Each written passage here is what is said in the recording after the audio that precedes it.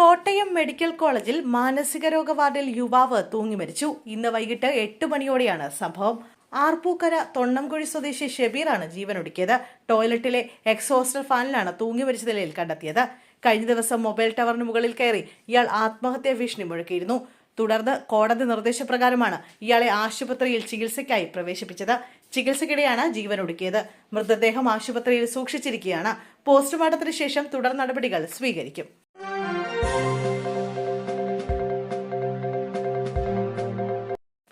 കൊല്ലം Chellanam phishing ഹാർബറിലുണ്ടായ തീപിടുത്തത്തിൽ വൻ നാശനഷ്ടം. Phishing ഹാർബറിന് പുലിമുട്ടിന് സമീപം ഉണക്ക ഇലകൾക്കാണ് ആദ്യം തീപിടിച്ചത്. പിന്നീട് തീ ആളിപ്പടരുകയായിരുന്നു. 2 ഫൈബർ വള്ളങ്ങളും ഒരു പെട്ടിക്കടയും തീപിടുത്തത്തിൽ കത്തിനശിച്ചു. ഫയർഫോഴ്സ് സ്ഥലത്തെത്തി തീയണയ്ക്കാനുള്ള ശ്രമങ്ങൾ നടത്തിവരികയാണ്. എന്താണ് തീപിടിക്കാൻ കാരണമെന്ന് വ്യക്തമല്ല.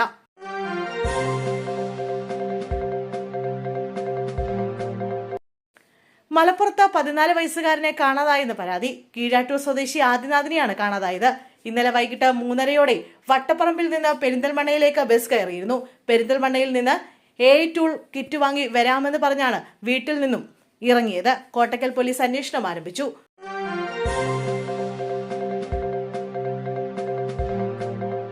വർക്കല SN കോളേജിൽ KSUവിന് വമ്പൻ വിജയം. ഹൈക്കോടതി ഉത്തരവ് പ്രകാരമാണ് കോളേജിൽ KSU തെരഞ്ഞെടുപ്പ് നടന്നത്. എന്നാൽ മുഴുവൻ സീറ്റുകളിലും KSU ആണ് വിജയിച്ചത്. സംഘർഷ സാധ്യതയുണ്ടെന്ന വിലയിരുത്തലിലാണ് തെരഞ്ഞെടുപ്പ് മാറ്റിവെച്ചത്. ഇതിനെ തുടർന്ന് KSU കോടതിയെ സമീപിക്കുകയായിരുന്നു.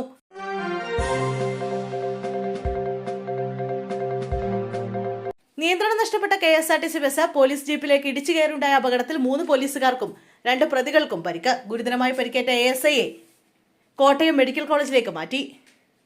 കോയിപ്പുറം പോലീസ് പ്രതികളുമായി കൊട്ടാരക്കര ജയിലിലേക്ക് പോകുമ്പോഴാണ് അപകടമുണ്ടായത്.